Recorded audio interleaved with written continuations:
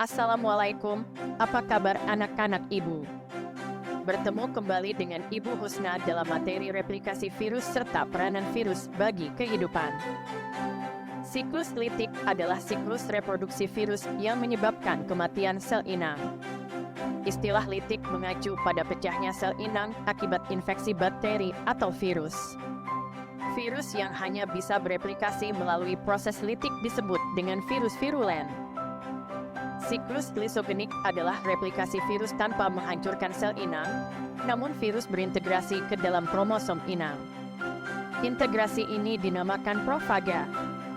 Istilah lisogenin berasal dari mekanisme profaga yang bisa melisiskan sel inang. Bagaimana virus menyerang tubuh kita? Yuk simak video berikut ini. Tetap semangat anak-anak ibu.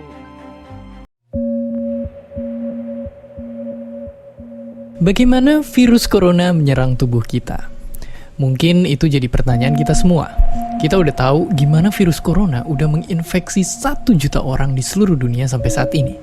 Tapi yang mungkin belum banyak kita tahu, sebenarnya gimana sih virus ini nyerang tubuh kita?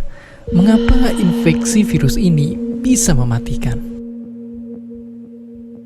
Semua dimulai dari sini. Ketika virus corona masuk ke tubuh kita lewat percikan batuk atau bersin orang yang positif, baik secara langsung atau waktu kita nyentuh benda yang udah terkena percikannya dan gak cuci tangan setelahnya.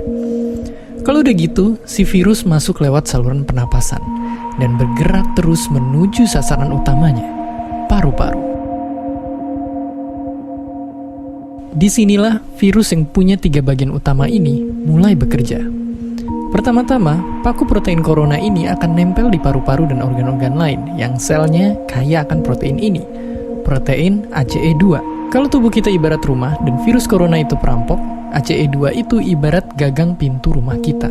Begitu udah nempel, perlahan tapi pasti virus ini akan ngedorong masuk ke dalam sel kita. Dan begitu berhasil masuk, barulah aksi sebenarnya dimulai. Di fase ini, tubuh virus corona akan membuka dan sang hacker pun terbebas. Dia akan ngehack inti sel sehat untuk nipu sistem imun tubuh kita biar nggak nyerang virusnya. Dan sekaligus ngebuat inti sel jadi memproduksi cikal bakal virus corona baru. Sel yang udah terinfeksi dan dihack ini selanjutnya akan terprogram untuk bunuh diri dan melepaskan jutaan virus corona yang siap nginfeksi dan ngehack sel-sel sehat lainnya.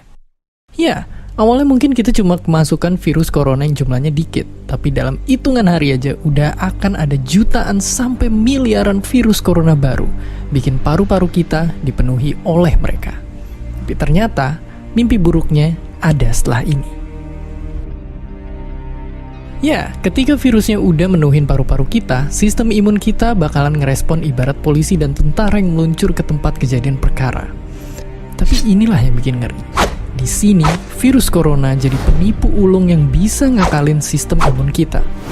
Mereka bikin sistem imun nyerang membabi buta termasuk nyerang sel-sel sehat kita. Mereka jadi nggak tahu mana kawan, mana lawan, dan perlahan-lahan jadi senjata makan tuan.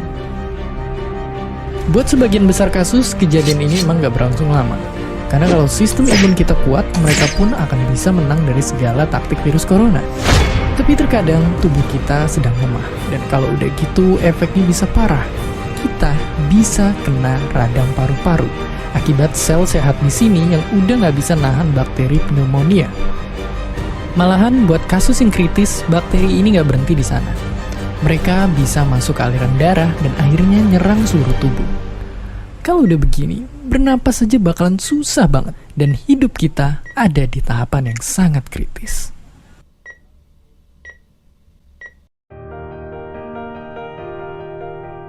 Ya, mungkin dengan fakta-fakta barusan bikin kita takut dan khawatir. Tapi ingat, kita pun punya cara buat memperkuat daya tahan tubuh kita.